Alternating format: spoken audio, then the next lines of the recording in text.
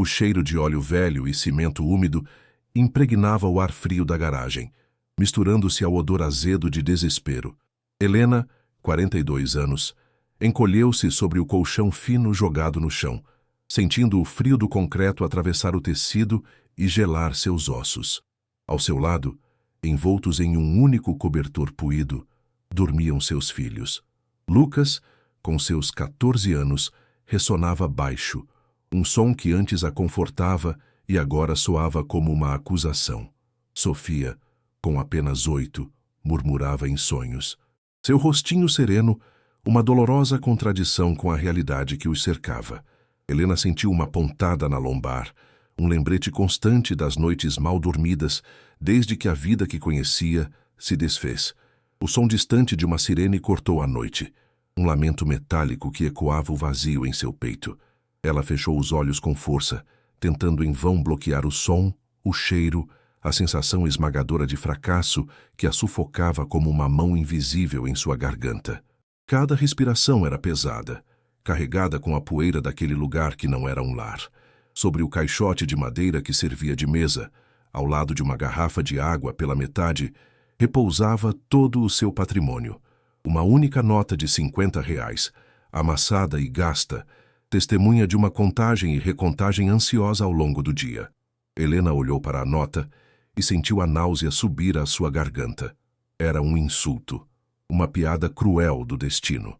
Meses antes, ela planejava o futuro com o seguro de vida do marido, um caminhoneiro que se fora em um piscar de olhos, em um acidente numa estrada qualquer, mas a voz fria e burocrática do outro lado da linha havia destruído tudo com 3 palavras: cláusula de risco, ZINCO, uma pequena linha num contrato de 30 páginas que transformou a promessa de segurança em pó. O apartamento alugado se foi, os móveis foram vendidos por uma fração do valor, e agora, tudo o que restava era aquele pedaço de papel sujo, um monumento à sua impotência. Ela sentiu o coração apertar, uma dor física e aguda que a deixou sem ar por um instante. O prazo havia se esgotado. Sua amiga, a dona da casa, fora gentil, mas Helena podia sentir a tensão crescendo a cada dia. Podia ouvir nos passos apressados no andar de cima, no silêncio constrangedor quando se cruzavam na cozinha. A garagem, que parecera uma tábua de salvação, agora se revelava como o que realmente era: o fim da linha. O aviso de despejo da sua antiga vida tinha sido formal, em papel timbrado. Este novo despejo era pior, sussurrado em gestos e olhares de pena. Seu estômago se revirava de vergonha. Olhou novamente para os filhos. Lucas, tão perto da idade de entender a profundidade do abismo em que caíam. Sofia, ainda protegida pela inocência que Helena lutava desesperadamente para preservar. Lágrimas silenciosas e quentes começaram a escorrer por suas têmporas, molhando o tecido áspero do travesseiro improvisado. O choro era um luxo, mas naquela noite ela não conseguiu contê-lo. Era um soluço mudo que sacudia seu corpo sem emitir som. A ideia de ligar para seus pais era como engolir cacos de vidro. Eles viviam a centenas de quilômetros de distância, sustentados por uma aposentadoria mínima que mal cobria seus próprios remédios e o aluguel de uma casa pequena. Helena podia imaginar a voz preocupada de sua mãe, o silêncio pesado de seu pai ao ouvir a notícia. Podia visualizar suas mãos calejadas de uma vida de trabalho, agora tremendo ao tentar encontrar uma solução que não existia. Ela não podia fazer isso com eles. Não podia acrescentar o peso de seu fracasso aos ombros já curvados deles. Seu orgulho, a única coisa que o acidente e a seguradora não lhe tiraram, a mantinha em silêncio. Mas não era vaidade. Era um escudo frágil contra a humilhação de arrastá-los para seu próprio abismo. Ela se virou no colchão, o som do tecido roçando o chão, parecendo um grito na quietude opressiva. Lá fora, a cidade dormia, indiferente. Aqui dentro, Helena estava completamente, terrivelmente sozinha. A madrugada avançava, e com ela, a certeza gelada de que não havia para onde ir. A garagem não era mais um refúgio, era um túmulo para suas esperanças. Os R$ 50 não pagariam nem uma noite em uma pensão decente. A fome roncava em seu estômago, mas a fome de uma solução era ainda maior. O ar ficou pesado, denso. Era o fim. Ela sentiu um arrepio percorrer sua espinha, não de frio, mas de puro pavor.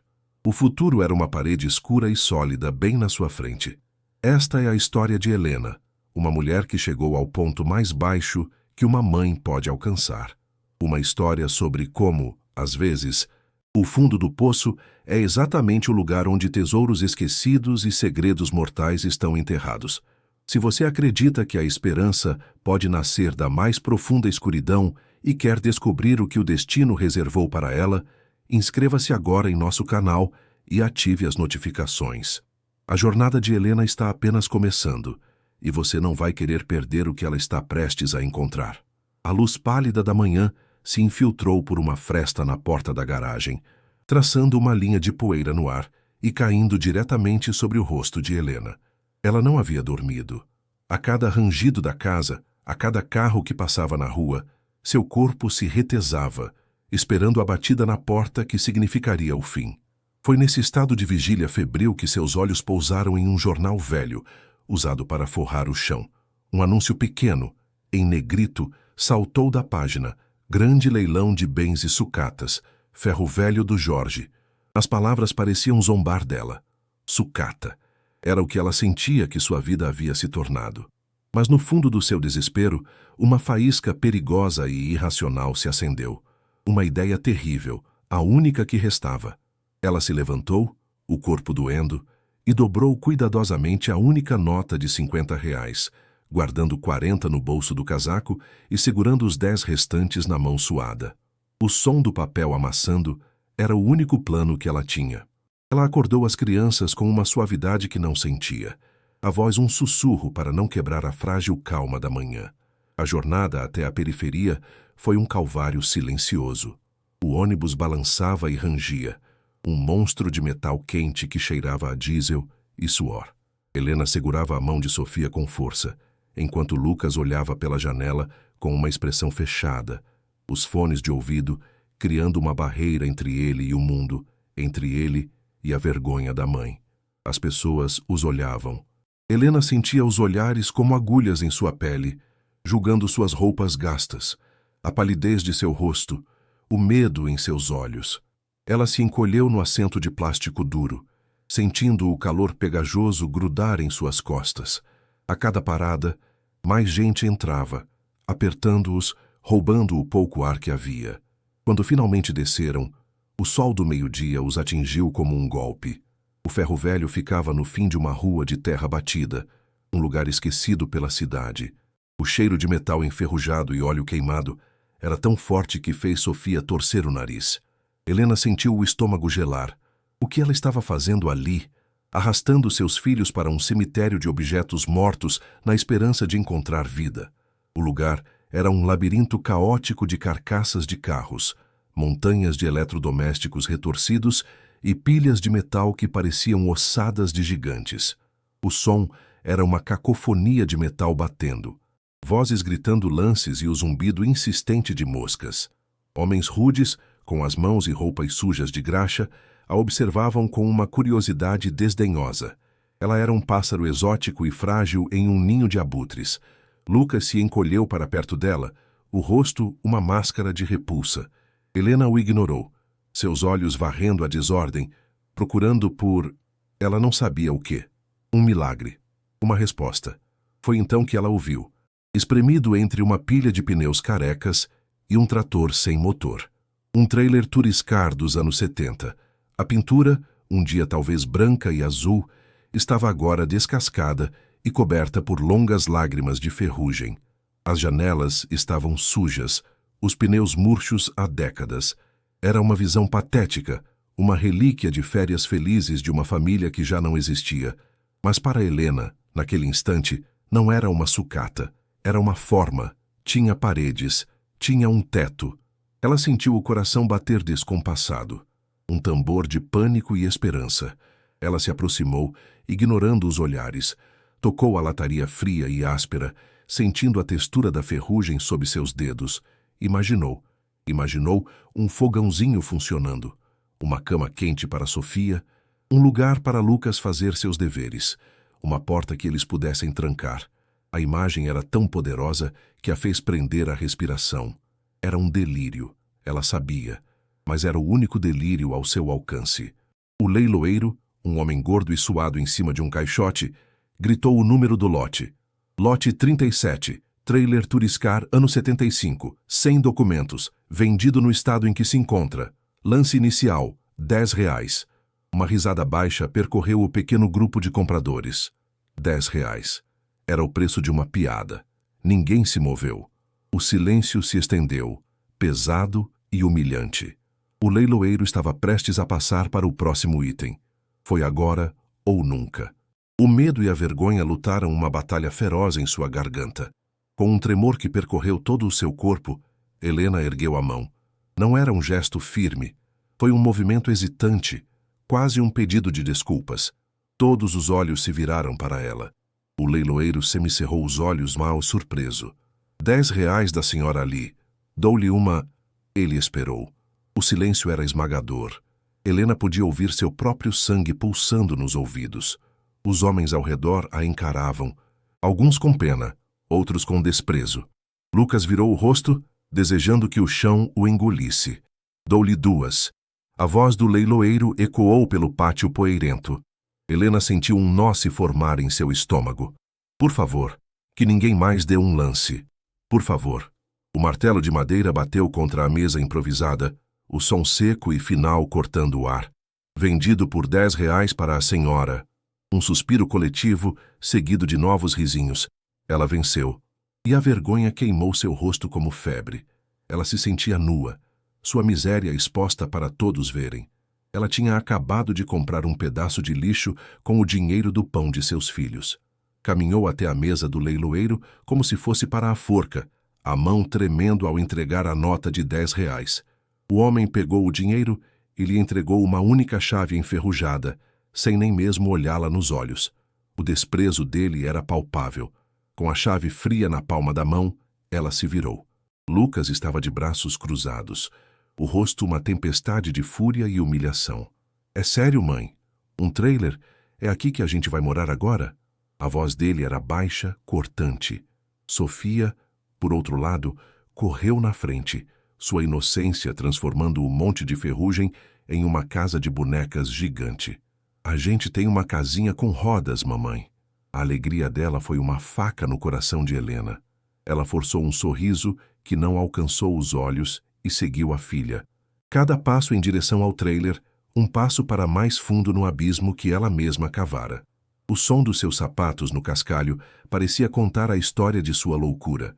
Este era o seu castelo, sua fortaleza, sua última, patética esperança.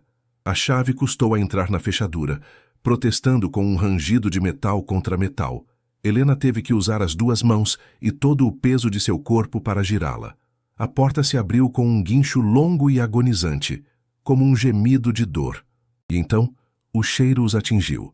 Foi uma agressão física, uma parede densa e nauseante de mofo, umidade, podridão e o odor inconfundível, azedo e penetrante, de excrementos de ratos acumulados por anos. Sofia recuou na mesma hora, cobrindo o nariz e a boca. Lucas soltou um palavrão baixo, engasgado. Helena sentiu a bile subir à sua garganta e, por um momento, pensou que ia vomitar ali mesmo, na entrada de sua nova casa. O ar quente e parado lá dentro parecia sólido, venenoso. A luz que entrava pela porta aberta revelava uma cena de pesadelo, um cenário de abandono absoluto que superava qualquer coisa que sua mente desesperada pudesse ter imaginado do lado de fora. A falsa esperança, que brilhara por um instante, morreu. O interior era uma catástrofe. Os estofados dos pequenos bancos estavam rasgados, expondo uma espuma amarelada e podre, manchada por décadas de infiltração e sabe-se lá o que mais. Teias de aranha grossas como algodão pendiam do teto, de onde pingava uma água escura e oleosa em pelo menos 3 lugares diferentes, formando poças no chão de linóleo rachado. A pequena cozinha era uma visão de horror sanitário. Uma camada grossa de sujeira e ferrugem cobria a pia minúscula e o fogão de 2 bocas. Dentro dos armários, Restos fossilizados de comida se misturavam a ninhos de insetos. O cheiro era insuportável. Um testemunho de anos de negligência e decadência. Helena deu um passo para dentro e o chão rangeu perigosamente sob seus pés. Ela sentiu a textura pegajosa da sujeira através da sola de seu sapato. Era uma lata de metal insalubre, uma armadilha, um túmulo. Ela se virou para olhar os filhos. A alegria de Sofia havia se transformado em medo. Seus olhos grandes estavam arregalados, fixos em um canto escuro, de onde um som de algo se arrastando veio. Mãe, tem bicho aí dentro, ela sussurrou, a voz trêmula. Lucas não dizia nada. Ele apenas olhava para a mãe, e em seu olhar havia uma emoção que Helena nunca tinha visto antes. Uma mistura terrível de raiva e pena. Era o olhar de um filho que via sua mãe não mais como uma protetora, mas como alguém que havia perdido completamente o juízo. Aquele olhar a quebrou. A frágil casca de força que ela vinha mantendo se estilhaçou em 1000 pedaços. As pernas de Helena cederam. Ela não caiu, mas se apoiou na porta do trailer, o metal enferrujado cortando sua mão. O ar não entrava em seus pulmões. O mundo girou. Não era um teto, não era um lar, era a materialização do seu fracasso. Era um monumento de R$ 10 à sua incompetência como mãe e ser humano. O sol batia impiedosamente na carcaça de metal, transformando o interior em uma estufa sufocante. O cheiro parecia ficar mais forte a cada segundo, impregnando suas roupas, seu cabelo, sua pele. Helena olhou para os R$ 40 que ainda tinha no bolso. Olhou para a sujeira, para a podridão, para os olhos assustados de sua filha e os olhos acusadores de seu filho. O que ela tinha feito? Tinha trocado a segurança precária, mais limpa, de uma garagem pelo epicentro da imundície e da doença. Não havia para onde voltar, não havia para onde ir. Eles estavam presos ali, no meio do nada, donos de uma caixa de metal inútil e perigosa. O silêncio entre eles era mais alto do que qualquer grito. Era o som do fundo do poço. A esperança não tinha apenas morrido, ela havia sido profanada. Helena sentiu as lágrimas que não chorou na noite anterior subirem com uma força avassaladora, mas elas não saíram. Ficaram presas em sua garganta, um nó de puro e absoluto desespero. O dia seguinte nasceu sob o mesmo sol impiedoso, cozinhando o interior do trailer e intensificando o cheiro de abandono. Não havia para onde fugir. Com os R$ 40 restantes, Helena comprou água, pão, um frasco de vinagre e um rolo de panos de chão. Era um investimento absurdo, uma tentativa patética de lutar contra décadas de imundície.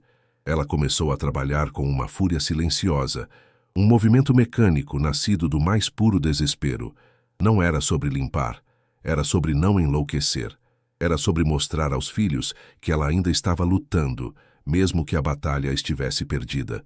O som do pano áspero esfregando a superfície engordurada da pequena pia era um ritmo monótono, uma trilha sonora para o fim do mundo.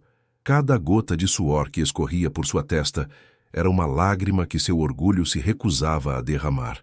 A tarefa era monumental, impossível, mas parar significava encarar a realidade, e a realidade era uma besta que ela não tinha forças para enfrentar. Então, ela esfregava, esfregava e esfregava.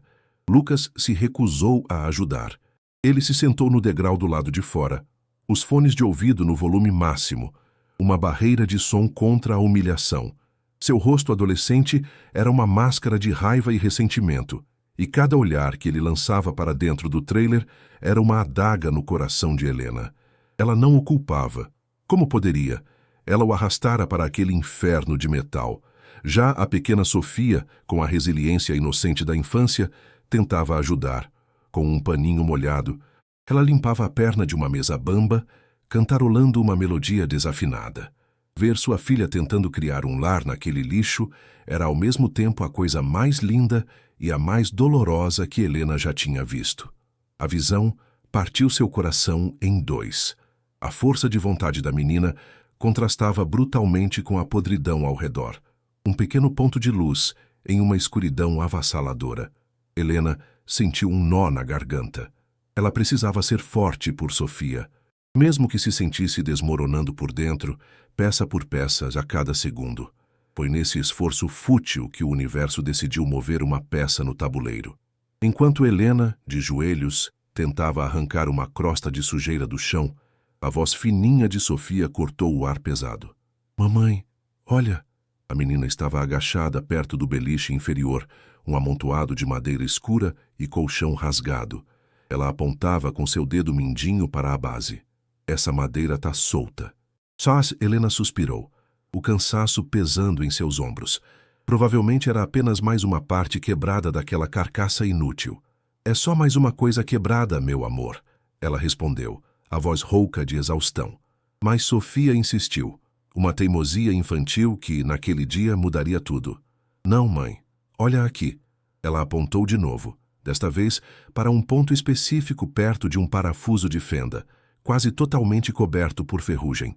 Helena se arrastou até ela, seu corpo protestando, e se inclinou para ver o que a filha apontava com tanta certeza. O ar parecia ter ficado mais denso de repente.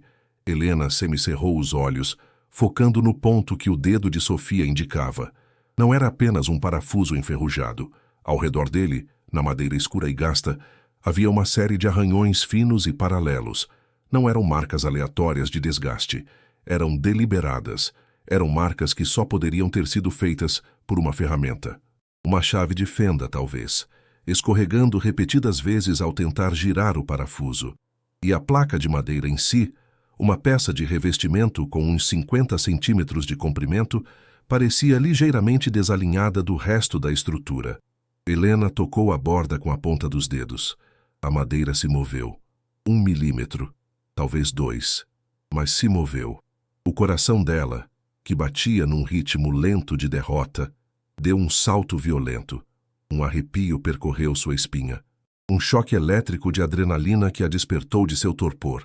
Aquilo não era um defeito. Aquilo era um segredo. Uma porta. Um loop se abriu em sua mente. Por que alguém faria isso? Lucas, ela chamou, a voz saindo mais alta e urgente do que pretendia. O garoto tirou os fones de ouvido, a irritação evidente em seu rosto. Que foi? Me traga uma faca. A de cozinha. Rápido. Ele a olhou com desconfiança, mas a intensidade no olhar da mãe o fez obedecer sem questionar. Ele entrou no trailer, pegou a faca de pão serrilhada, a única que tinham, e a entregou a Helena. A lâmina estava gasta, mas era de metal. Era uma ferramenta. Com as mãos subitamente trêmulas, Helena inseriu a ponta da faca na fenda do parafuso. O metal rangeu contra o metal enferrujado. Ela tentou girar. Nada. Estava travado por décadas de corrosão. A frustração a invadiu, quente e imediata. Era isso? Mais uma esperança que se transformaria em pó diante de seus olhos? Não, não desta vez. Ela sentiu uma determinação feroz, uma teimosia que ela não sabia que ainda possuía, tomar conta de si.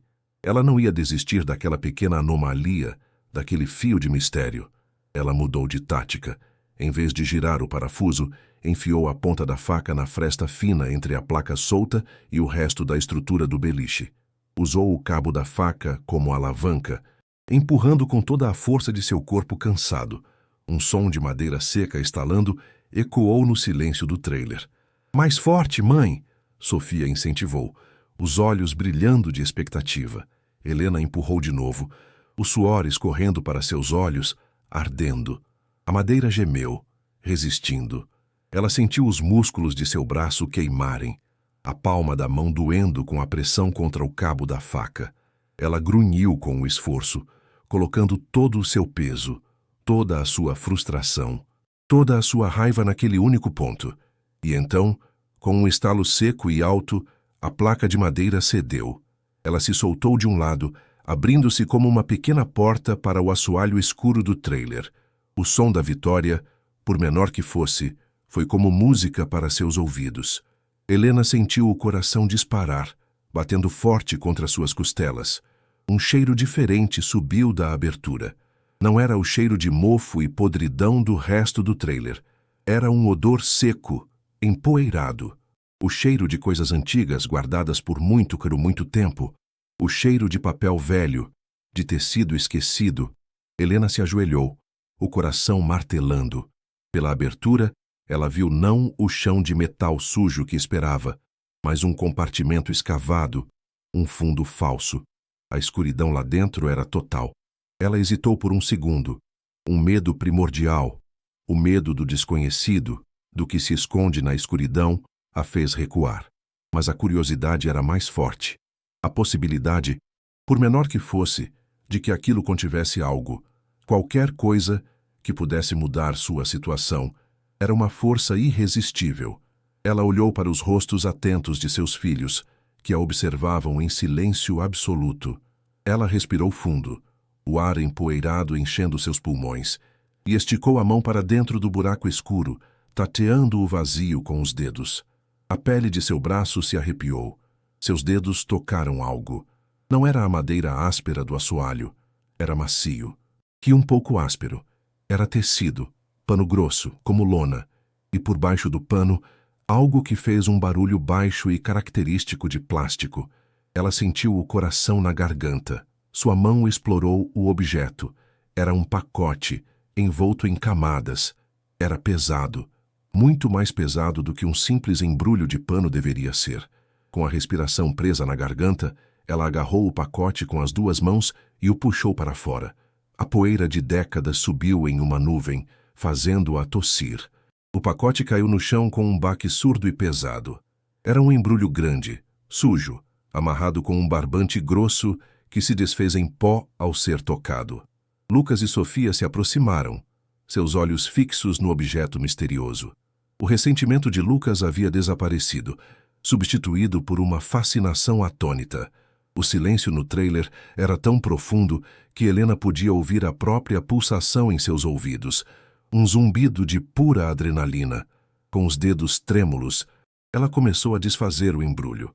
A primeira camada era um pano grosso, quase um pedaço de lona de caminhão ressecado pelo tempo.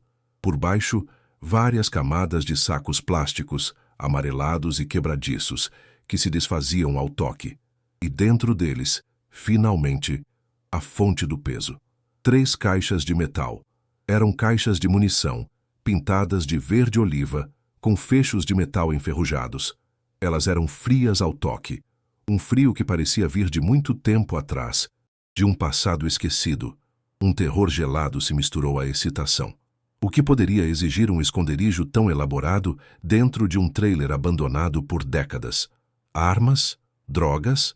O pensamento fez seu estômago revirar. Mas o peso parecia errado para armas. Era denso, concentrado. Ela olhou para as caixas, para os rostos de seus filhos, e soube que não podia mais voltar atrás. A tampa de Pandora estava diante dela, e ela precisava abri-la. Ela tinha que saber o que o destino tinha jogado em seu colo. Usando a ponta da faca novamente, agora com uma precisão cirúrgica, ela forçou o primeiro fecho. Ele resistiu, depois cedeu com um estalo metálico que ecoou no espaço confinado. Ela levantou a tampa pesada. O ar que saiu de dentro tinha um cheiro distinto, o cheiro de papel e tinta. Helena prendeu a respiração. Seus olhos se arregalaram. Lá dentro, perfeitamente acondicionados, estavam maços e mais maços de dinheiro. Notas de dólar. Notas antigas com rostos de presidentes que ela mal reconhecia. Eram centenas de maços, amarrados com elásticos de borracha que se esfarelaram ao simples toque. Ela estendeu a mão, ainda sem acreditar, e tocou o maço de cima. Era real. O papel era real. A tinta era real. Uma risada nervosa, quase um soluço, escapou de seus lábios. Era impossível. Era um sonho. Uma alucinação causada pelo calor e pela fome. Lucas, ao seu lado, soltou um palavrão sussurrado. Mãe, isso é. Ele não conseguiu terminar a frase. A realidade era simplesmente grande demais para as palavras. Ela abriu a segunda caixa. O fecho estalou. A tampa se abriu. E desta vez, não foi o verde opaco do dinheiro que a saudou. Foi o brilho. Um brilho profundo, vítreo, quase líquido. A caixa estava cheia até a borda com pedras. Pedras brutas, não lapidadas, de um verde intenso e hipnótico. Algumas do tamanho de seu polegar. Esmeraldas, centenas delas. A luz fraca que entrava pela porta do trailer parecia ser sugada por elas, refletindo um fogo verde e sobrenatural. Helena sentiu o ar abandonar seus pulmões. Era a coisa mais bonita e aterrorizante que já vira. O valor contido naquela caixa era inimaginável, algo que sua mente, acostumada a contar moedas, simplesmente não conseguia processar. Sofia ofegou. Parecem pedrinhas de vidro verde, mamãe. Mas Helena sabia. Mesmo sem nunca ter visto uma de perto, ela sabia. Aquilo era uma fortuna que reis e rainhas cobiçariam. Era riqueza em sua forma mais pura e selvagem, arrancada diretamente das entranhas da terra. Com o coração batendo como um tambor de guerra, ela se virou para a terceira e última caixa. Suas mãos não tremiam mais, estavam dormentes. Ela abriu o último fecho, o som metálico finalizando a trindade de descobertas. Esta caixa era mais pesada que as outras. Dentro, mais pedras. Mas estas eram diferentes. A maioria era transparente, com uma clareza cristalina que capturava e quebrava a luz em 1000 arco-íris. Diamantes, brutos, irregulares, parecendo cacos de vidro impossivelmente brilhantes. Entre eles, mais esmeraldas e outras pedras coloridas que ela não reconhecia. Era um tesouro de conto de fadas, uma fortuna de pirata, escondida não em uma ilha deserta, mas no assoalho de uma lata de lixo sobre rodas. Helena sentiu uma onda de vertigem. Ela se sentou para trás, apoiando-se nos calcanhares, a poeira e a sujeira do chão, não significando mais nada. O mundo havia se inclinado em seu eixo. Nada mais fazia sentido. A miséria de horas atrás parecia pertencer a outra vida, a outra pessoa. Mas não era tudo. No fundo da terceira caixa, sob a última camada de pedras preciosas, havia mais 2 coisas. Helena as viu quase que por acaso. Um canto de couro escuro e a borda de um envelope amarelado. Cuidadosamente, ela removeu as últimas pedras, seus dedos roçando a superfície fria e multifacetada dos diamantes brutos. O primeiro objeto era um diário, pequeno, com uma capa de couro gasta e flexível, amarrado com uma tira do mesmo material. O couro estava liso e polido pelo uso, e ela podia sentir o contorno de anos de mãos o segurando. O segundo era um envelope grosso, manchado pelo tempo, selado com um lacre de cera já quebrado. Dentro, ela podia sentir a rigidez de papéis dobrados. Instantaneamente, um calafrio percorreu seu corpo, um pressentimento sombrio que cortou através da euforia estonteante da riqueza. O dinheiro e as pedras eram um tesouro, mas aquilo era diferente. Aquilo era uma história. E histórias guardadas daquela forma raramente tinham finais felizes. O drama de sua pobreza havia se transformado, em questão de minutos, em um mistério aterrorizante. Ela não era mais apenas uma mãe desesperada. Ela era a guardiã de um segredo que alguém se dera ao trabalho de esconder do mundo de forma tão elaborada. O que aquele diário continha? Que história aqueles documentos amarelados contavam? O contraste entre o brilho das pedras e a aparência sombria e sinistra do diário e do envelope era gritante. Um representava a riqueza, a solução para todos os seus problemas. O outro representava perigo, a fonte de todos aqueles problemas. Ela segurou o diário na mão. Era leve, mas parecia pesar 1 tonelada. O peso de uma vida, talvez. O peso de um crime. As perguntas se multiplicavam em sua mente, cada uma mais assustadora que a outra. Quem era o dono daquele tesouro? Por que o escondeu? E, a pergunta mais aterrorizante de todas, ele ainda estava vivo? Ou pior, alguém ainda estava procurando por aquilo? O trailer não parecia mais um refúgio, parecia uma armadilha. Com a respiração suspensa, Helena começou a ler em voz baixa as palavras de Arthur preenchendo o silêncio do trailer. A narrativa começava com a febre do ouro, ou melhor, das gemas. Arthur descrevia a Serra Pelada dos anos 80 não com imagens, mas com sons e sensações. O som ensurdecedor de milhares de homens cavando, o barulho metálico das pás contra a pedra, o cheiro de terra molhada e suor. Ele descrevia a sensação da lama fria até os joelhos, a esperança ardente sob o sol escaldante, a camaradagem forjada na miséria e no sonho. Ele e seu sócio, um homem chamado Bento, haviam encontrado um filão de esmeraldas de uma pureza rara. Helena podia sentir a excitação do homem através das palavras. Hoje, a terra nos deu seu coração verde. Ele escrevera. Bento chorou. Eu ri. Estamos ricos. Estamos livres. Helena olhou para as pedras verdes brilhando no chão. O coração verde da terra. Ela sentiu um arrepio percorrer sua espinha. O eco da alegria de um homem morto há muito tempo. A alegria nas páginas do diário durou pouco. A narrativa logo mudou de tom. A caligrafia tornando-se mais tensa. As frases mais curtas. Arthur introduziu uma nova personagem na história. Um homem conhecido apenas como o Doutor. Ele não era um garimpeiro. Era um intermediário. Um homem de fora. Que chegava em um carro limpo e usava roupas que não tinham manchas de barro. Ele era charmoso, falava com polidez e prometia os melhores preços pelas pedras, lidando diretamente com compradores na Europa. Ele tem olhos de cobra, Arthur escreveu. Um sorriso que não aquece e mãos que nunca tocaram numa pá. O doutor rapidamente estabeleceu um monopólio, usando uma mistura de carisma e medo. Os garimpeiros que tentavam vender para outros desapareciam ou sofriam acidentes. Helena sentiu um nó se formar em seu estômago. A descrição era vívida demais. O presságio de desastre era claro como a luz do dia. O doutor era o dono daquele inferno disfarçado de paraíso. A traição veio como um relâmpago, descrita em uma única página com a tinta borrada, como se lágrimas ou chuva tivessem caído sobre ela.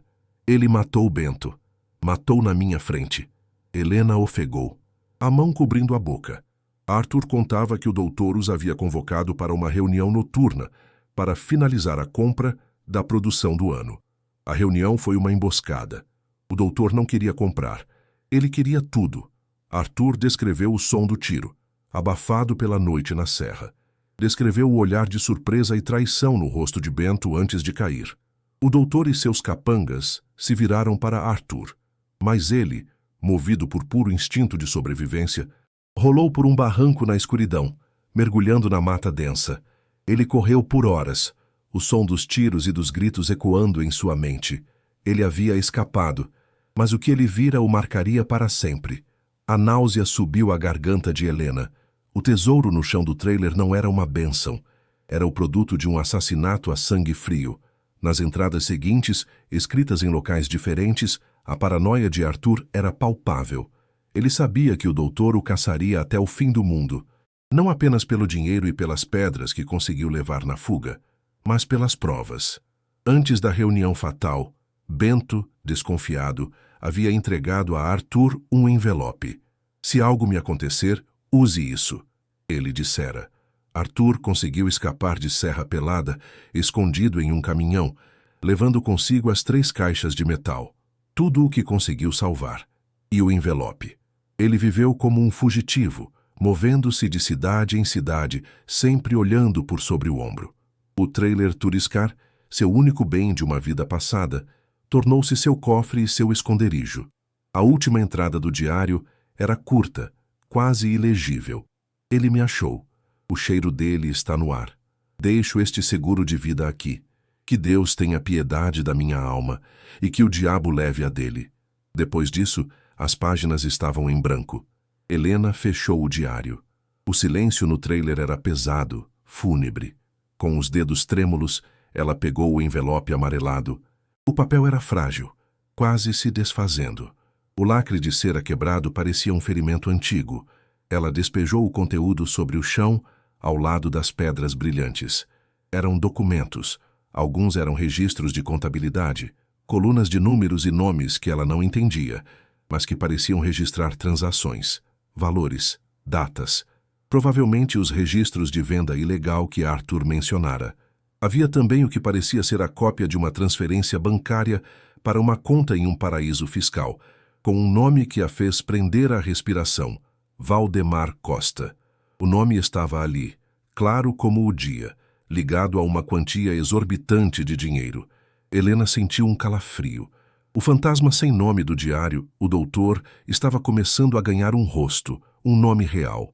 E a realidade era muito mais aterrorizante do que qualquer história de fantasma, porque pessoas reais, com nomes reais, ainda poderiam estar vivas.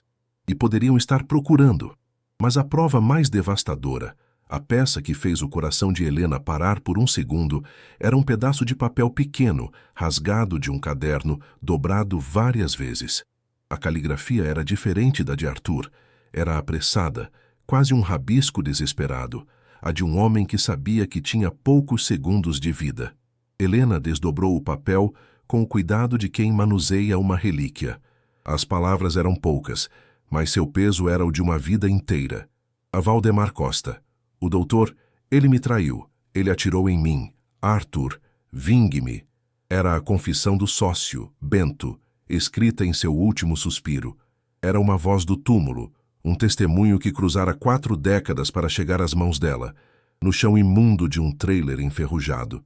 Helena sentiu o peso daquele papel em seus dedos. Não era mais apenas um tesouro, era uma cena de crime, e ela, sem querer, havia se tornado a única testemunha, a guardiã da prova final de um assassinato que o tempo havia esquecido, mas que o assassino certamente não. A euforia que sentira ao descobrir o tesouro agora se transformara em um medo gelado que se espalhava por suas veias. Ela olhou para o dinheiro, para as pedras preciosas. Não via mais a solução para seus problemas. Via o motivo de um assassinato, via o sangue de Bento manchando o brilho das esmeraldas. Via a vida de fugitivo de Arthur em cada nota de dólar. O que ela deveria fazer? Ir à polícia? Quem acreditaria nela? Uma mulher desesperada que comprou um trailer por R$ 10 e achou-lhe uma fortuna e uma história de assassinato de 40 anos atrás. Ririam dela. Ou pior, a acusariam de algo. Talvez o próprio doutor, Valdemar Costa, fosse agora um homem poderoso, influente, com amigos na polícia. Entregar as provas poderia ser uma sentença de morte. Ela olhou para Lucas e Sofia, seus filhos, seu mundo. O instinto maternal gritava para que ela pegasse um punhado daquele dinheiro, o suficiente para recomeçar, e queimasse o resto, queimasse o diário, os documentos e esquecesse tudo. Foi nesse exato momento de dilema paralisante que um som cortou a quietude do ferro velho. Não era o som de metal sendo arrastado ou o rangido de um portão velho.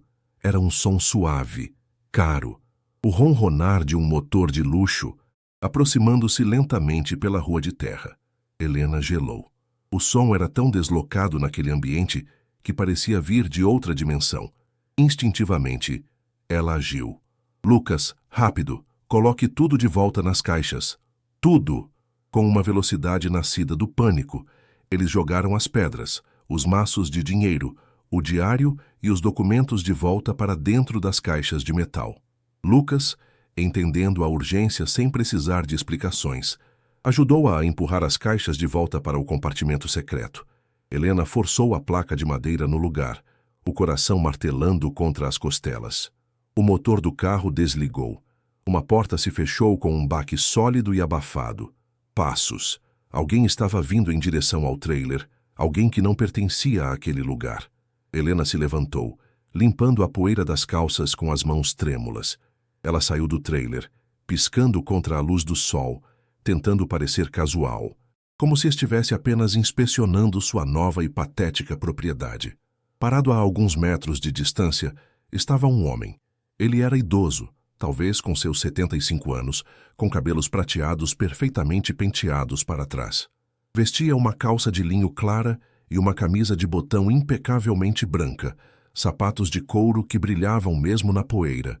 Em seu pulso, um relógio de ouro refletiu a luz do sol, cegando Helena por um instante. Ele emanava uma aura de poder e riqueza que era quase sufocante. Sua postura era ereta, seu olhar afiado. Ele a observava com uma curiosidade calma, mas seus olhos eram frios, calculistas. Eram olhos de cobra. A descrição de Arthur ecoou na mente de Helena, e um terror puro, visceral, tomou conta dela. Era ele. Tinha que ser ele. O homem sorriu. Um sorriso polido que não alcançou seus olhos. Ele caminhou em direção a ela, os sapatos caros mal fazendo barulho no cascalho. "Boa tarde, minha senhora", ele disse, a voz suave, culta, completamente fora de lugar no meio da sucata. "Perdoe a minha intrusão. Meu nome é Valdemar Costa." O nome atingiu Helena como um soco no estômago. Ela sentiu o ar faltar em seus pulmões, e por um segundo, suas pernas ameaçaram ceder. Valdemar Costa. O nome do diário. O nome da confissão do homem morto. Ele estava ali, em carne e osso, diante dela. Ela conseguiu apenas acenar com a cabeça, incapaz de formular uma palavra. A garganta estava seca. A língua parecia ter virado pedra. Eu sou um colecionador, ele continuou, sem parecer notar o estado dela. Um entusiasta de veículos antigos. E meus contatos me informaram que um modelo bastante raro de Turiscar, um dos primeiros, foi leiloado aqui recentemente. Este, presumo? Ele gesticulou em direção ao trailer enferrujado. Helena lutou para encontrar a voz. Sim, fui eu que comprei. Sua voz saiu como um sussurro rouco, quase inaudível. Valdemar sorriu novamente. Magnífico. Uma peça de história. Muito maltratada, é claro, mas com um grande potencial de restauração. Ele circulou o trailer, batendo levemente na lataria com os nós dos dedos. O som oco ecoou no silêncio tenso. Helena observava cada movimento dele, o corpo retesado como uma corda de violino. Ela podia sentir os olhos de Lucas e Sofia nela, da janela suja do trailer. Olhe, serei direto, disse Valdemar, parando na frente dela de novo. Eu sei que parece apenas um monte de ferrugem, mas tenho um apreço sentimental por esses modelos. Estou disposto a pagar bem por ele. Poupá-la-ia do trabalho de ter que lidar com este entulho. Ele fez uma pausa, o olhar fixo no dela. Eu lhe ofereço 20.000 reais, agora em dinheiro. A oferta pairou no ar, absurda, irreal. 20.000 reais por um lixo que ela comprara por 10. Era a confirmação. Ele não queria o trailer, ele queria o que estava dentro. 20.000 reais. Uma semana atrás, essa quantia teria sido a resposta para todas as suas preces. Teria sido sua salvação. Um milagre. Agora soava como uma sentença. O dinheiro do diabo. Ela olhou nos olhos frios de Valdemar, e a imagem de Bento caindo, do desespero de Arthur, inundou sua mente. O medo ainda estava lá, um animal enjaulado em seu peito, mas algo mais começou a crescer ao lado dele. Uma raiva fria, uma teimosia nascida da injustiça. Ela pensou em seus filhos, escondidos ali dentro, e soube que não podia aceitar. Aquele dinheiro estava amaldiçoado. E aceitá-lo seria como se tornar cúmplice de um crime que assombrava aquele trailer há 40 anos. Com uma força que não sabia que possuía, ela ergueu o queixo. Agradeço a oferta, senhor. Mas não está à venda. As palavras saíram firmes, surpreendendo a si mesma. Ela viu uma faísca de surpresa, rapidamente substituída por irritação, nos olhos de Valdemar. Ele não esperava uma recusa. O sorriso polido de Valdemar Costa desapareceu instantaneamente. A máscara de colecionador amigável caiu, revelando o rosto duro e impaciente de um predador. Minha senhora, ele disse, e sua voz não era mais suave, mas fria e cortante como metal. Acho que não me fiz entender. Não foi um pedido. 20.000 reais é uma oferta extremamente generosa por este pedaço de lixo. Eu sugiro que a senhora reconsidere. Ele deu um passo à frente, invadindo o espaço pessoal dela. Helena recuou instintivamente. Ele baixou a voz para um sussurro conspiratório, mas carregado de ameaça. Uma mulher sozinha, com 2 filhos pequenos para criar. É um mundo perigoso. Ele olhou significativamente para o trailer e depois de volta para ela. Acidentes acontecem, especialmente em lugares abandonados como este. Incêndios, desabamentos. Seria uma pena se algo acontecesse à sua nova casa. Pense na segurança de seus filhos. A ameaça velada era clara como cristal. O ar ficou gelado. Valdemar se endireitou, o sorriso falso retornando ao seu rosto, mais assustador do que antes. Pense na minha oferta. Eu voltarei. Ele se virou sem esperar resposta e caminhou de volta para seu carro de luxo. A porta se fechou, o motor ligou e o carro desapareceu em uma nuvem de poeira, deixando para trás um silêncio pesado e o cheiro de perigo no ar. Helena ficou parada, as pernas tremendo tanto que mal a sustentavam. Ela sentia o suor frio escorrer por suas costas, a descoberta que prometia ser sua redenção havia se transformado em uma armadilha mortal. Ela não era mais uma mulher pobre lutando para sobreviver. Era uma peça em um jogo perigoso, guardando um segredo que um assassino poderoso queria enterrar para sempre. O tesouro podia comprar uma nova vida, mas o preço poderia ser a vida de seus filhos. Agora, o que você faria no lugar dela? Arriscaria tudo, buscando justiça por um fantasma e enfrentando um monstro, ou entregaria o segredo para proteger sua família, vivendo para sempre com o peso dessa escolha? Assim que o carro de luxo desapareceu, o silêncio que caiu sobre o ferro velho era mais pesado e ameaçador do que qualquer barulho. Helena sentiu as pernas fraquejarem e se apoiou na lataria fria e enferrujada do trailer, o mesmo lugar onde Valdemar havia batido os nós dos dedos. O toque do metal gelado em sua pele era um choque que a impedia de desmaiar. O ar parecia rarefeito, difícil de puxar para os pulmões. Ela olhou para as próprias mãos que tremiam incontrolavelmente. Não eram as mãos de uma mãe desesperada, mas de uma testemunha, de uma cúmplice involuntária de um segredo mortal. O sol poente tingia as nuvens de um vermelho sangue, pintando as pilhas de sucata com tons sinistros. Cada sombra que se alongava parecia um predador se esgueirando. Cada rangido do metal sob o calor que se dissipava era um passo se aproximando. Ela fechou os olhos com força. E o rosto sorridente e os olhos de cobra de Valdemar Costa estavam gravados em suas pálpebras, uma imagem que ela sabia que a assombraria para sempre. O medo era um gosto metálico em sua boca. O som da porta do trailer se abrindo a fez dar um salto, o coração disparando com um pânico súbito. Mas era apenas Lucas, seu rosto pálido e os olhos arregalados de medo. Ele não precisava perguntar. Ele tinha ouvido a ameaça velada na voz do homem. Ele tinha visto o terror no rosto da mãe. A barreira de raiva adolescente que ele construíra ao redor de si mesmo havia se desintegrado, substituída por um medo primal e protetor. Ele se aproximou e, pela primeira vez em meses, colocou um braço desajeitado ao redor dos ombros dela. "Mãe, o que a gente vai fazer?" Ele sussurrou, a voz falhando. Sofia apareceu atrás dele, agarrando-se à perna de Helena, o rostinho enterrado no tecido de sua calça. Aquele simples toque, a vulnerabilidade de seus filhos exposta sob o céu avermelhado, injetou uma dose de fúria gelada nas veias de Helena. A ameaça não fora apenas para ela, fora para eles. Valdemar havia cruzado uma linha que nenhuma mãe poderia perdoar. O medo ainda estava lá, mas agora tinha um companheiro. A raiva, uma raiva pura, protetora. Enquanto Helena abraçava seus filhos, tentando transmitir uma calma que ela estava há anos-luz de sentir, um movimento na penumbra chamou sua atenção. Um vulto se moveu perto de uma pilha de motores enferrujados. Helena enrijeceu, puxando os filhos para trás de si instintivamente, o corpo se transformando em um escudo.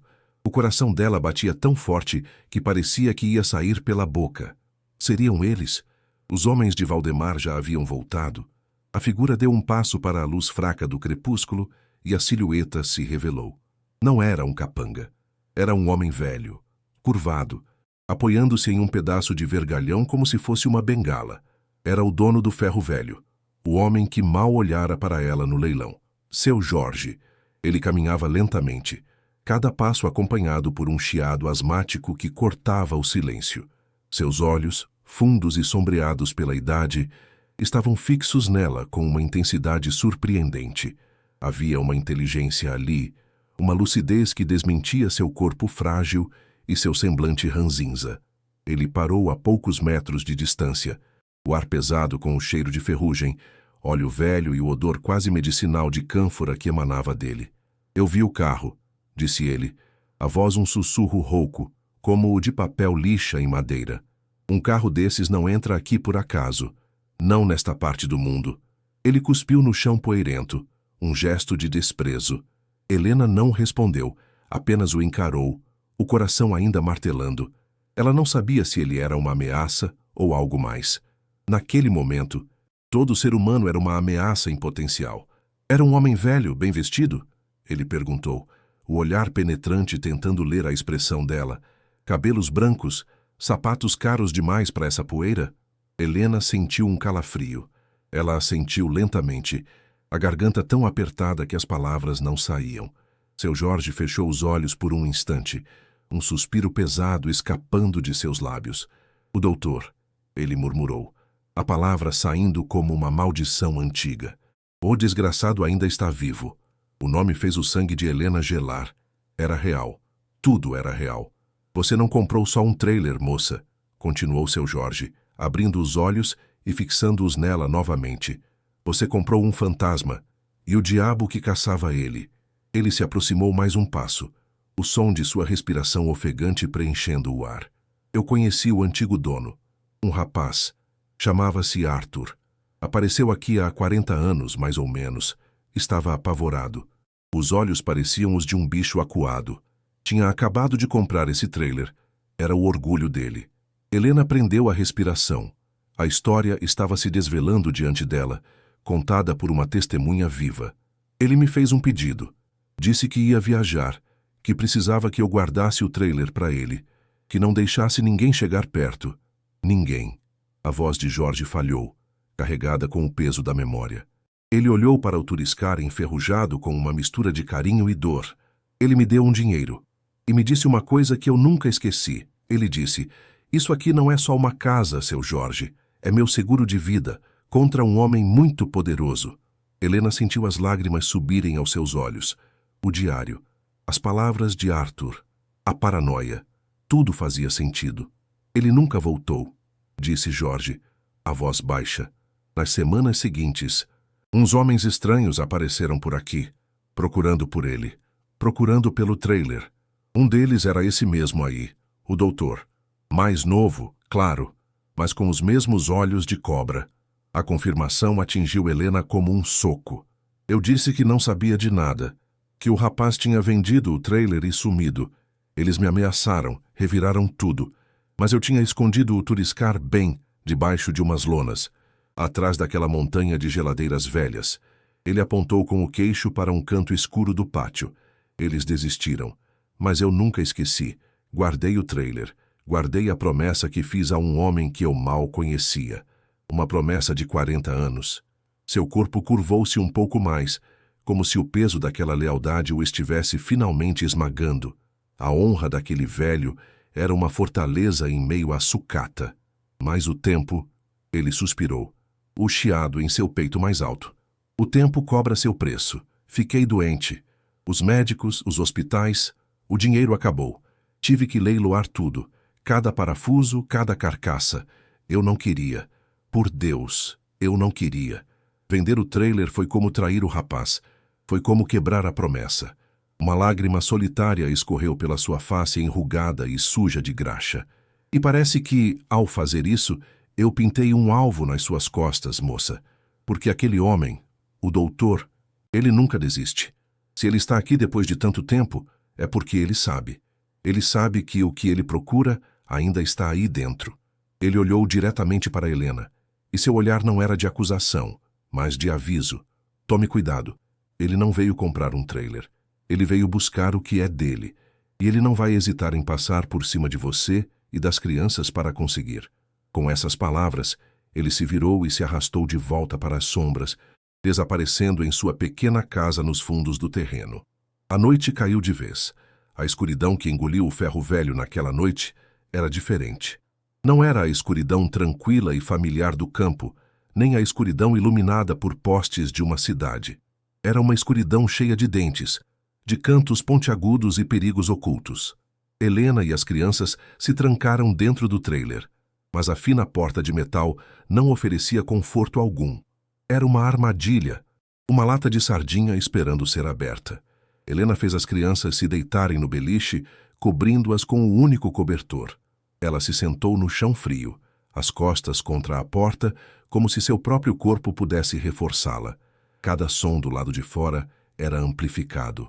O uivo do vento passando por carcaças de carros soava como um lamento.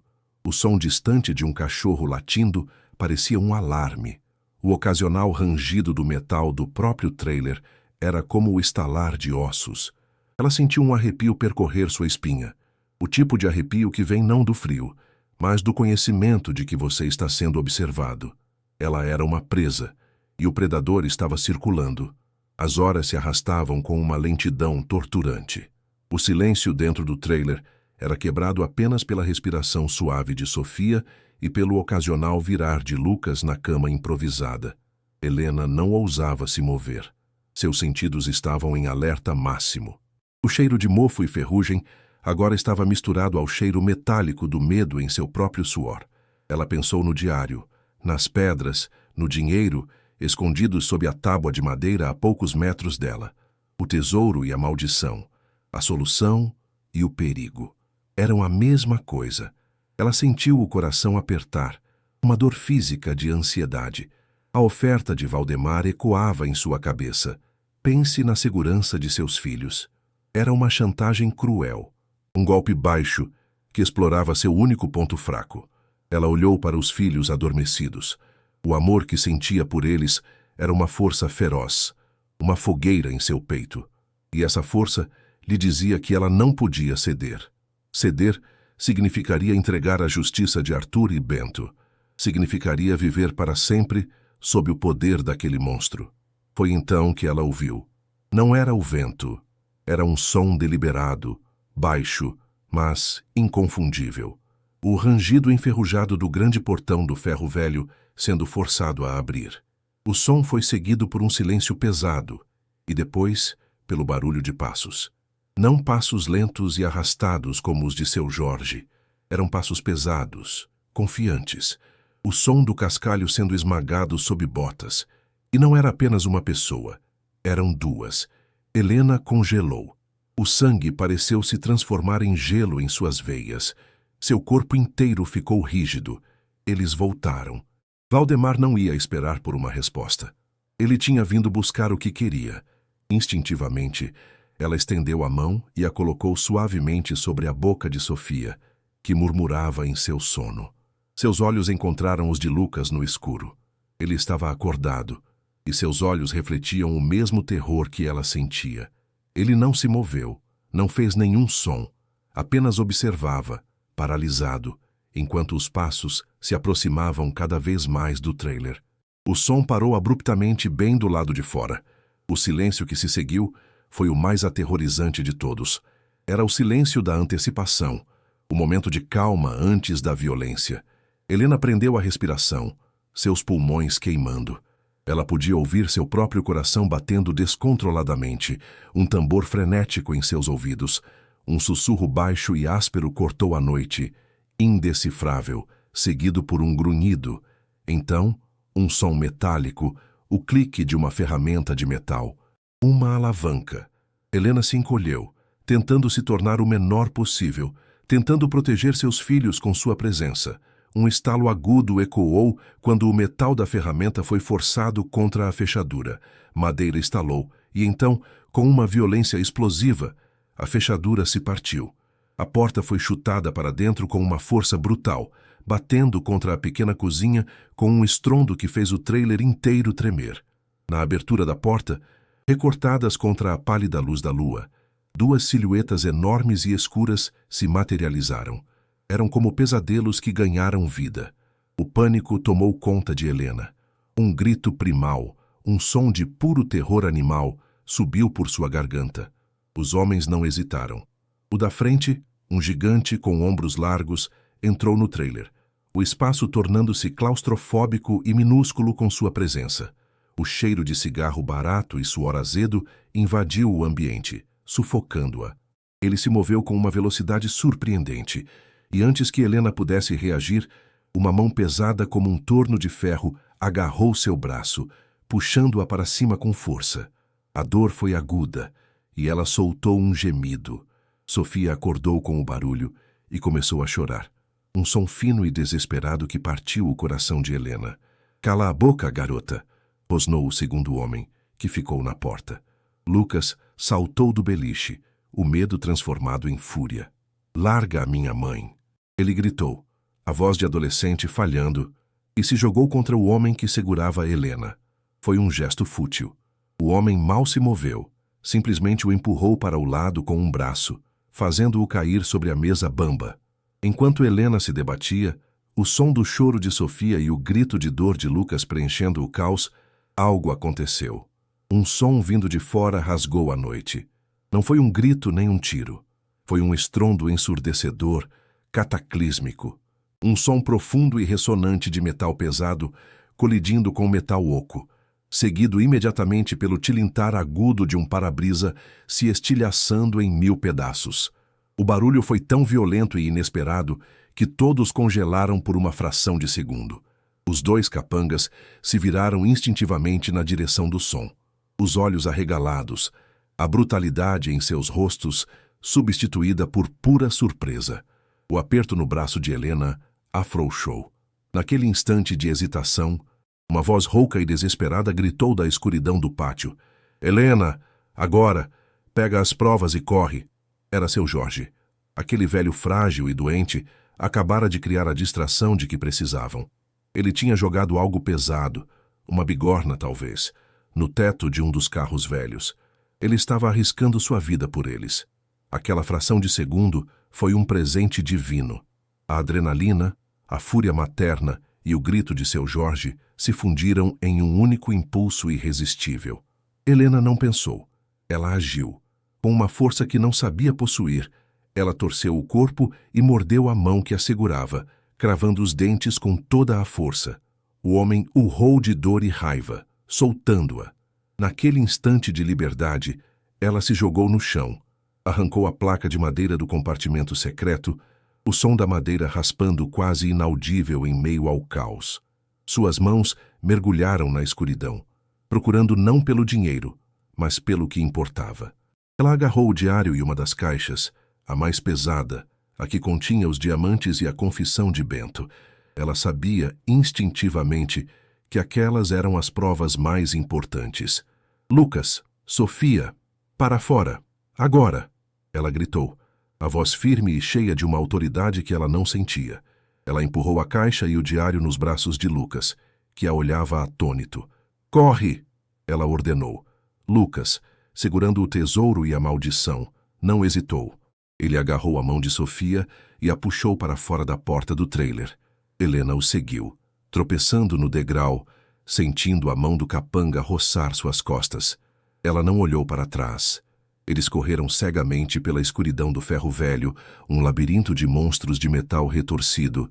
Seus pés tropeçavam em peças soltas, o metal enferrujado arranhando suas pernas, mas eles não pararam. O som de gritos raivosos e maldições veio do trailer atrás deles. Helena podia ouvir os homens começando a persegui-los. O ar frio da noite queimava seus pulmões. O medo lhe dava asas. Ela só tinha um destino em mente. A pequena e fraca luz que brilhava na janela da casa de seu Jorge, nos fundos do terreno. Era uma pequena ilha de segurança em um oceano de perigo.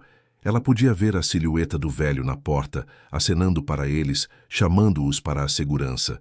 Faltavam apenas alguns metros. A esperança e o terror lutavam uma batalha em seu coração a cada passo desesperado. Atrás deles, o som da perseguição foi abruptamente substituído pelo som de portas de carro batendo com força e um motor sendo ligado com violência. O barulho de pneus cantando na terra e no cascalho indicava que os capangas haviam desistido da perseguição a pé. Eles estavam fugindo. A distração de seu Jorge, o estrondo e o grito, provavelmente os fizeram pensar que havia mais gente, que a polícia poderia ter sido chamada. Ou talvez eles apenas quisessem sair dali antes que mais alguma coisa desse errado. Helena, Lucas e Sofia não pararam de correr até tropeçarem para dentro da pequena casa de seu Jorge, caindo em um amontoado no chão sujo de óleo da pequena sala. O velho rapidamente fechou e trancou a porta, que parecia tão frágil quanto a do trailer. Do lado de fora, o som do carro se afastou em alta velocidade, deixando para trás um silêncio que zumbia nos ouvidos de Helena. Eles estavam ofegantes, sujos, aterrorizados, mas estavam vivos e seguros. Por enquanto, a casa de seu Jorge era pequena, abarrotada de peças de motor, ferramentas e o cheiro forte de graxa e doença. Mas naquele momento, era o castelo mais seguro do mundo. Sofia soluçava nos braços de Lucas, que, por sua vez, agarrava a caixa de metal e o diário como se sua vida dependesse disso. E, de fato, dependia. Helena estava tremendo da cabeça aos pés, o choque da adrenalina começando a passar, deixando para trás uma exaustão profunda e um tremor incontrolável. Seu Jorge se aproximou, colocando uma mão ossuda e trêmula em seu ombro. Eles vão voltar, ele disse. A voz ainda um sussurro ofegante. Ele não vai desistir. Helena olhou para ele, os olhos cheios de um terror renovado e gratidão. Este homem, um estranho, tinha acabado de salvar a vida de sua família. Ele arriscou tudo por uma promessa feita a um fantasma. O olhar dele era sério, urgente. Mas Arthur não era tolo, disse Jorge. Ele deixou mais do que ouro e pedras. Ele deixou uma arma. E com isso, ele apontou para o diário que Lucas segurava. O diário. O seguro de vida. Helena o pegou das mãos de Lucas. Estava um pouco amassado pela corrida frenética, mas intacto. A capa de couro gasta parecia quente em suas mãos frias. Era o coração da história, a voz do homem que ela nunca conheceu, mas por quem agora sentia uma dívida de vida ou morte. Ela tinha que usar aquilo, tinha que honrar o sacrifício de Arthur, a lealdade de Jorge e proteger seus próprios filhos. Não havia mais como voltar atrás, não havia como se esconder. O confronto era inevitável.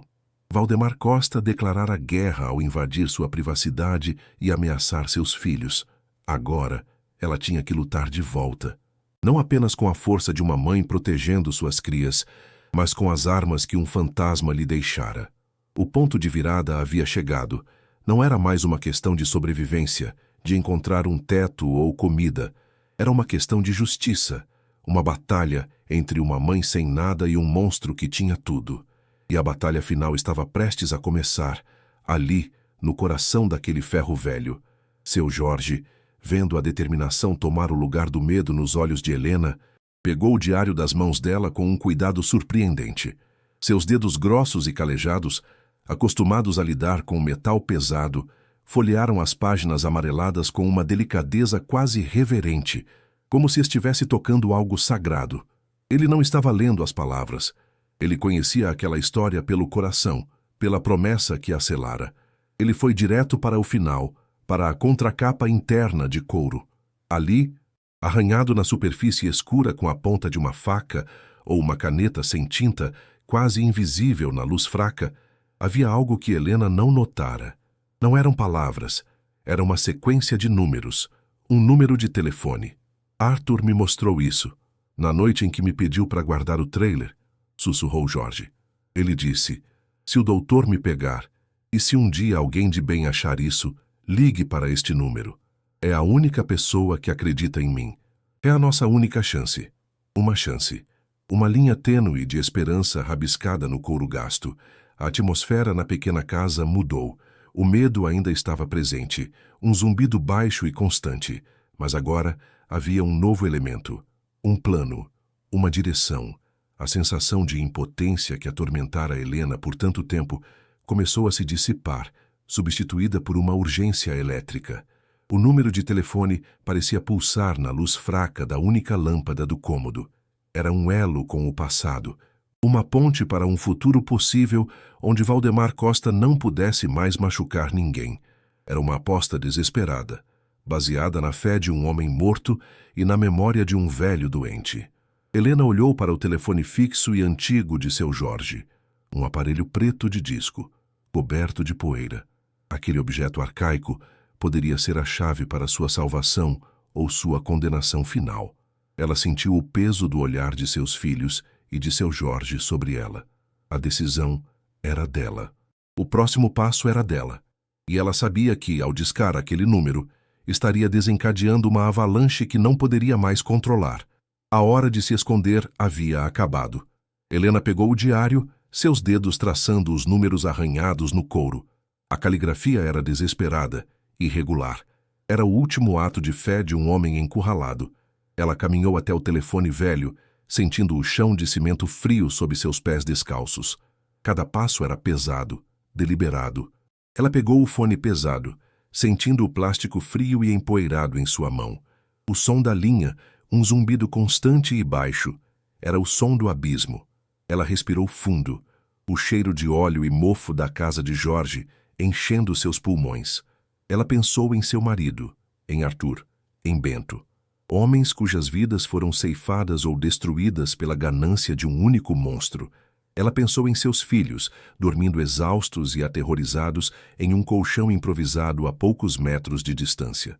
A raiva voltou, clara e fria, afogando o resto do medo. Com o dedo indicador tremendo, ela começou a girar o disco do telefone. O som característico e lento de cada número sendo discado, ecoando na quietude tensa da madrugada. Um por um. O chamado para a justiça atravessando 40 anos de silêncio. Enquanto a noite avançava, a pequena casa de seu Jorge, um oásis de luz fraca no meio da escuridão do ferro velho, tornou-se o quartel-general de uma guerra improvável. A adrenalina da fuga tinha dado lugar a uma vigília tensa. A cada som do lado de fora, a cada rangido do metal ao vento, Helena se sobressaltava, o coração disparando em seu peito. Ela e seu Jorge se sentaram à mesa da cozinha, o diário e os documentos espalhados entre eles, sob a luz de uma única lâmpada pendente. As pedras preciosas, guardadas na caixa de metal debaixo da mesa, pareciam emitir uma frieza própria, uma lembrança constante do que estava em jogo. Lucas, incapaz de dormir, sentou-se em um canto, observando em silêncio o rosto do menino que ele era desaparecendo para dar lugar à expressão sombria de um homem forçado a crescer rápido demais. A inocência de Sofia, que dormia profundamente, era a única coisa pura naquele ambiente carregado de medo e segredos antigos. Helena sentia o peso de tudo aquilo em seus ombros. O velho Jorge, apesar da doença que o deixava ofegante, parecia energizado por uma nova força. A chegada de Helena e a ressurreição da história de Arthur deram a ele um propósito que a doença havia roubado. Ele examinava os documentos, os olhos experientes encontrando sentido em nomes e números, que para Helena eram apenas rabiscos. Ele apontava para um registro de venda, murmurando: "Lembro desse nome. Era um capanga do doutor, um sujeito violento. Ele se tornou o guardião da memória, o tradutor de um passado sangrento." Helena ouvia, absorvendo cada detalhe, cada peça do quebra-cabeça. A história de Arthur não era mais apenas uma narrativa em um diário. Estava viva naquela pequena cozinha, contada por um homem que a testemunhara em parte.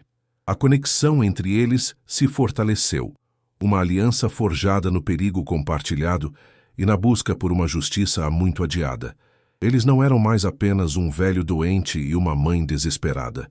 Eram os herdeiros de uma luta. De repente, um barulho de carro se aproximando na rua de terra fez ambos congelarem. O som era diferente do ronronar do carro de luxo de Valdemar ou do motor barulhento da fuga dos capangas. Era um som neutro, utilitário. Seu Jorge se levantou com dificuldade e espiou por uma fresta na janela empoeirada. Helena prendeu a respiração, o corpo tenso, pronta para agarrar os filhos e procurar outro esconderijo. Mas Jorge relaxou. "Não é ele", sussurrou ele, com uma mistura de alívio e surpresa. Parece a polícia." Helena sentiu uma onda de choque, uma mistura de esperança e terror. A polícia? Como? Ela não havia chamado a polícia.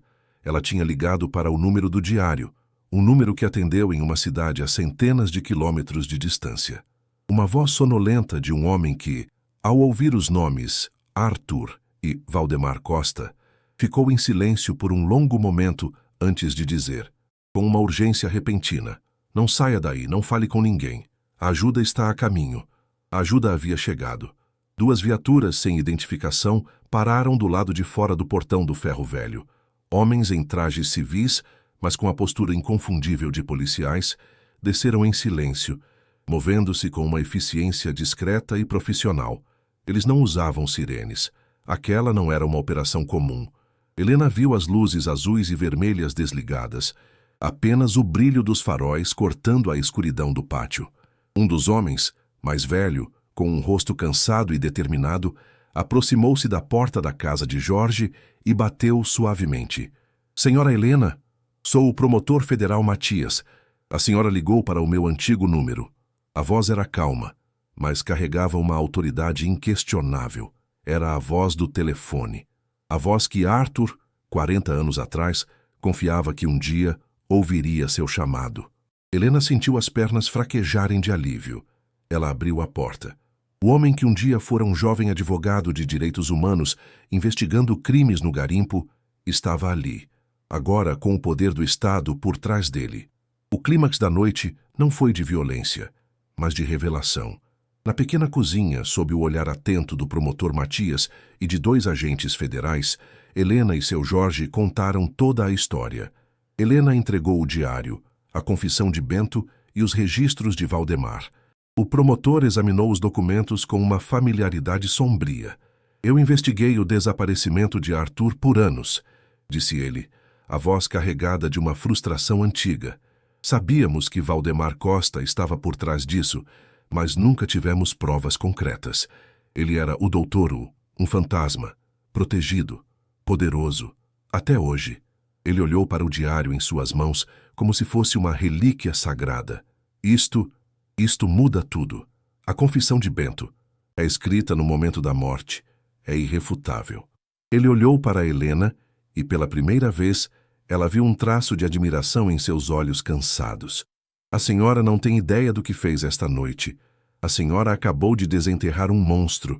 A justiça, adormecida por 4 décadas, finalmente despertara. A ação foi rápida, cirúrgica. Enquanto uma equipe de agentes federais permanecia para garantir a segurança de Helena e sua família, outras equipes se moveram pela cidade escura. A prisão de Valdemar Costa não foi um confronto dramático. Foi silenciosa, quase anticlimática. Os agentes federais chegaram à sua mansão em um bairro nobre, o portão sendo aberto por seguranças surpresos. Eles o encontraram em seu escritório, vestindo um hobby de seda, uma taça de conhaque na mão. A expressão de choque e fúria em seu rosto, quando o promotor Matias lhe apresentou o mandado de prisão, foi, para Helena, a verdadeira vingança. O homem que construiu um império sobre o sangue e o medo, que a ameaçou com um sorriso frio, foi algemado e levado para a noite, não como um doutor poderoso, mas como um criminoso comum. A notícia se espalharia como fogo pela manhã, desmantelando sua rede de corrupção e medo, construída ao longo de uma vida inteira de impunidade. O fantasma de Serra Pelada finalmente seria exposto à luz. Nos dias que se seguiram, a vida de Helena se transformou em um borrão de depoimentos, advogados e procedimentos legais. Ela foi mantida em um local seguro com os filhos, protegida do mundo exterior e de qualquer possível retaliação. A história do tesouro no trailer enferrujado tornou-se uma lenda nos corredores do Ministério Público. A justiça, lenta mas implacável, seguiu seu curso. Valdemar Costa, confrontado com as provas irrefutáveis do diário de Arthur e a confissão de Bento, além de dezenas de outros crimes que vieram à tona, foi condenado. Sua vida de luxo e poder terminou em uma cela de prisão. A questão do tesouro foi resolvida em um tribunal. Como era produto de crime e as vítimas originais eram impossíveis de serem rastreadas após tanto tempo, a lei previa uma recompensa substancial pela descoberta e colaboração que levaram à resolução do caso e ao desmantelamento de uma organização criminosa. Uma quantia que, para Helena, parecia astronômica e real. A maldição havia se transformado em bênção. Alguns meses depois, o cheiro de tinta fresca e grama recém-cortada substituiu o de ferrugem e desespero. Helena estava na varanda de sua nova casa, uma casa de verdade, com um jardim e um balanço. Ela observava Lucas e Sofia correndo e rindo no quintal, seus rostos cheios de uma alegria e segurança que ela pensou que nunca mais seria capaz de lhes proporcionar. Com o dinheiro da recompensa, ela comprou a casa, abriu uma poupança para a educação dos filhos e sua primeira providência, pagou pelo melhor tratamento médico disponível para seu Jorge. O velho Ranzinza, agora com a saúde se recuperando, tornou-se seu sócio. Juntos, eles transformaram o ferro velho em um próspero negócio de reciclagem e venda de peças, dando a ele uma aposentadoria digna. No centro do jardim de sua nova vida, como um monumento estranho e poderoso, estava o trailer Turiscar. Restaurado, pintado de novo, mas ainda com as marcas de sua história. Era um lembrete de que o fundo do poço pode ser o começo de tudo. Ela entrou em casa, o aroma de bolo assando no forno preenchendo o ar. Sobre uma mesa, em um quarto iluminado pelo sol, estava uma máquina de costura novinha em folha, algo que ela sonhava em ter desde que seu marido era vivo. Ela passou os dedos pela superfície lisa e fria, um sorriso genuíno brotando em seus lábios pela primeira vez em muito tempo. Ela não era mais uma vítima. Ela era uma sobrevivente. Ela havia enfrentado o monstro e vencido. A jornada tinha sido um inferno, mas a levou à redenção. Ela era a prova de que, mesmo na escuridão mais profunda, a coragem de uma mãe e a lealdade de um amigo podem acender uma luz forte o suficiente para expor os monstros e forjar um novo amanhecer. A história de Helena nos mostra que heróis podem ser encontrados nos lugares mais inesperados, e que a verdadeira riqueza não está no ouro ou nos diamantes, mas na força para lutar pelo que é certo. Se você se emocionou com a jornada dela e quer mais histórias de superação e mistério, inscreva-se no nosso canal e ative as notificações. Sua próxima história favorita está esperando por você. O chiado asmático de seu Jorge era o único som na pequena casa, um contraponto frágil ao silêncio aterrorizante lá de fora. A adrenalina da fuga começou a dar lugar a um tremor incontrolável nas pernas de Helena. Seus filhos, encolhidos em um colchão no canto, eram a única realidade que importava. Foi então que o velho, com uma mão trêmula e suja de graxa, apontou para o diário. A arma, ele sussurrou. Helena o pegou, na contracapa de couro, arranhado com desespero, um número de telefone. Um último fio de esperança deixado por um fantasma. Ela caminhou até o telefone preto de disco, um artefato de outro tempo. O cheiro de óleo e poeira impregnava o ar. O cheiro de sua última, improvável chance. Com o coração martelando contra as costelas, ela enfiou o dedo no primeiro buraco do disco. O som do mecanismo girando era lento, agônico. Cada número discado era um passo no escuro, um chamado através de 4 décadas de silêncio e morte. Uma aposta na fé de um homem que ela nunca conheceu, mas cuja vida agora estava entrelaçada à sua. O telefone chamou 1, 2, 3 vezes. Cada toque era uma eternidade, um eco no vazio da madrugada. Helena quase desligou, a certeza do fracasso gelando sua espinha. Então, uma voz sonolenta e arrastada atendeu do outro lado da linha, a centenas de quilômetros de distância. Alô? Helena hesitou, as palavras presas na garganta. Eu preciso de ajuda. Encontrei um diário, de um homem chamado Arthur. Ele fala sobre Serra Pelada, sobre um homem chamado Valdemar Costa. Houve um silêncio longo e pesado do outro lado. Um silêncio que fez o sangue de Helena gelar. Mas então, a voz mudou completamente. A sonolência desapareceu, substituída por uma urgência cortante, uma energia que vibrou pela linha. Onde você está?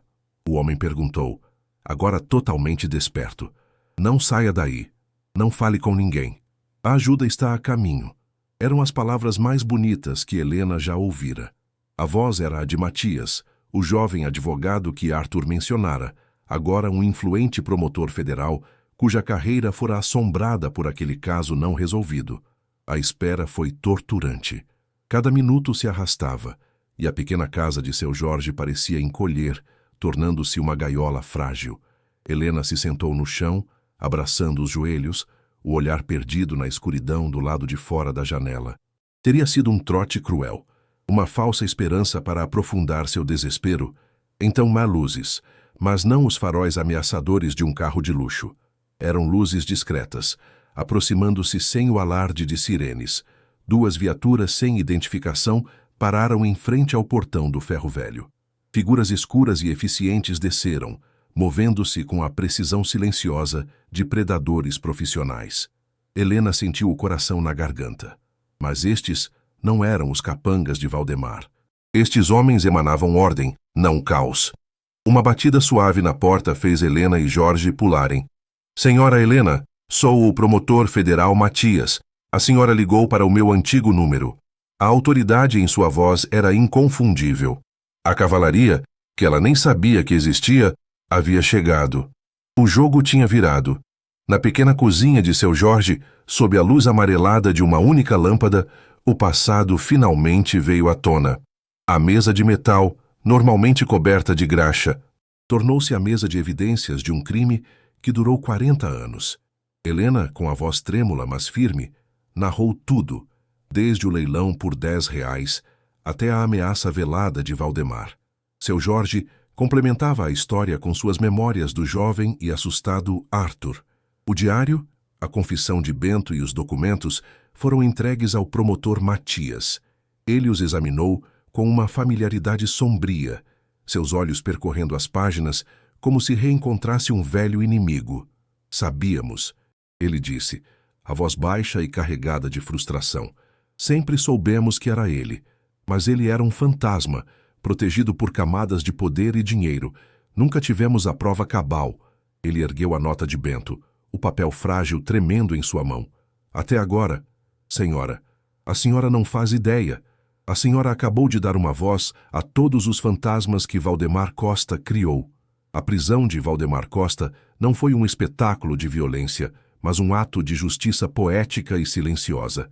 Enquanto uma equipe de agentes garantia a segurança de Helena e seus filhos, outra, liderada pelo próprio promotor Matias, atravessou a cidade até a fortaleza do Doutor. Na mansão opulenta, onde o ar cheirava a cera de abelha e poder antigo, Valdemar foi encontrado em seu escritório revestido de mogno, um robe de seda e um copo de conhaque na mão, a imagem da impunidade. O sorriso arrogante congelou em seu rosto quando viu Matias, não mais um jovem advogado incômodo, mas a personificação do Estado, segurando o diário de Arthur. O choque em seus olhos de cobra, a súbita compreensão de que seu castelo de cartas construído sobre sangue havia desmoronado, foi a verdadeira condenação. O clique metálico e seco das algemas fechando-se em seus pulsos foi o som mais satisfatório que Helena poderia ter imaginado, o ponto final em uma história de dor e o começo de sua própria redenção. Nos meses que se seguiram, a vida de Helena foi um turbilhão de procedimentos legais, depoimentos e proteção policial. O caso abalou as estruturas do poder, revelando uma teia de corrupção que se estendia por décadas. Valdemar Costa, confrontado com as provas irrefutáveis e o testemunho de dezenas de outras vítimas que surgiram, foi condenado a uma vida na prisão. A questão do tesouro foi levada a um juiz. Ficou decidido que, sendo produto de crime e com as vítimas originais impossíveis de serem localizadas, o valor seria revertido para o Estado, mas uma recompensa substancial seria destinada a Helena por sua colaboração crucial. Quando o advogado lhe disse o valor, Helena não conseguiu processar. O número era uma abstração, um conceito tão distante de sua realidade de contar moedas que parecia pertencer a outra língua. As lágrimas que ela derramou não foram de alegria, mas de puro e absoluto alívio. O peso do mundo, que a esmagava, finalmente se dissipou. A liberdade tinha um preço, e ela o havia recebido. O cheiro de mofo e desespero foi substituído pelo aroma de tinta fresca e grama recém-cortada. Helena estava em pé na varanda de sua nova casa, uma casa com um jardim e um balanço de madeira, segurando uma xícara de café quente. O vapor subia e se misturava ao ar fresco da manhã. No quintal, Lucas e Sofia corriam. Seus gritos de alegria, uma música que ela pensou que nunca mais ouviria. Ela havia passado a manhã no supermercado, enchendo o carrinho sem olhar os preços, o ato mais simples e mais luxuoso de sua nova vida. A despensa estava cheia. Os quartos de seus filhos tinham camas quentes e lençóis limpos. Não havia mais o frio do concreto da garagem gelando seus ossos, nem o medo da próxima batida na porta. Havia apenas paz, uma paz profunda, conquistada a duras penas, que preenchia cada canto da casa, cada respiração que ela dava. Ela olhou para o céu azul, um contraste gritante com o teto enferrujado do trailer, e sentiu o sol em seu rosto. Pela primeira vez em anos, ela se sentia em casa. A redenção de Helena não foi solitária. Sua primeira providência com o dinheiro da recompensa foi garantir que seu Jorge, seu aliado improvável e salvador, recebesse o melhor tratamento médico disponível. O velho Ranzinza, livre das garras da doença e da pobreza, rejuvenesceu. A tosse asmática deu lugar a uma risada rouca e a postura curvada se endireitou com um novo propósito. Juntos, eles se tornaram sócios. O ferro velho, aquele cemitério de metal que fora palco de tanto terror, foi transformado. Eles o converteram em um moderno centro de reciclagem, um negócio próspero e legítimo que empregava pessoas da comunidade. O lugar que simbolizava o fim da linha para tantos objetos e para a própria Helena, agora era um lugar de recomeço, de transformação. Seu Jorge, o guardião de uma promessa por 40 anos, finalmente recebeu sua recompensa, não em dinheiro, mas em saúde, dignidade e na amizade de uma família que ele ajudou a salvar. A lealdade dele havia sido o alicerce da nova vida de todos. No centro do jardim bem cuidado de sua nova casa, como uma escultura moderna e um monumento sagrado, repousava o trailer Turiscar. Helena o mandara restaurar completamente. A ferrugem deu lugar a uma pintura nova, branca e azul, as cores de um céu de verão. As janelas brilhavam, e o interior, antes um pesadelo de podridão, agora tinha estofados novos e madeira polida. Não era mais um símbolo de fracasso, mas um memorial de sua jornada. Um lembrete tangível de que foi no ponto mais baixo, na mais absoluta miséria, que ela encontrou a chave para sua libertação. Era a prova de que a esperança pode ser encontrada nos lugares mais enferrujados. Dentro da casa, em um quarto ensolarado, uma máquina de costura novinha em folha esperava por ela. Aquele sonho antigo, de uma vida simples e tranquila, finalmente era real.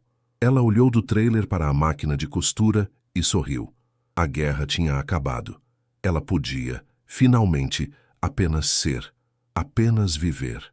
A jornada de Helena nos prova que mesmo quando a vida nos joga no fundo do poço, em meio à sucata de nossos sonhos desfeitos, a coragem pode forjar um tesouro inesperado. Ela nos lembra que a verdadeira riqueza não está no ouro ou nos diamantes, mas na força para lutar por justiça, na lealdade de um amigo e no amor incondicional de uma mãe. A história dela é um testemunho de que não importa quão escura seja a noite, a luz de um novo amanhecer sempre pode ser encontrada, muitas vezes nos lugares mais improváveis e pelas mãos dos heróis mais inesperados. A vida a quebrou em 1000 pedaços, mas ela usou cada fragmento para construir um futuro mais forte e brilhante para si e para aqueles que amava. Se a resiliência de Helena e sua incrível história de redenção tocaram seu coração, e se você anseia por mais narrativas que mostram o poder do espírito humano contra a adversidade, então inscreva-se agora em nosso canal e ative as notificações. A sua próxima história favorita está esperando por você.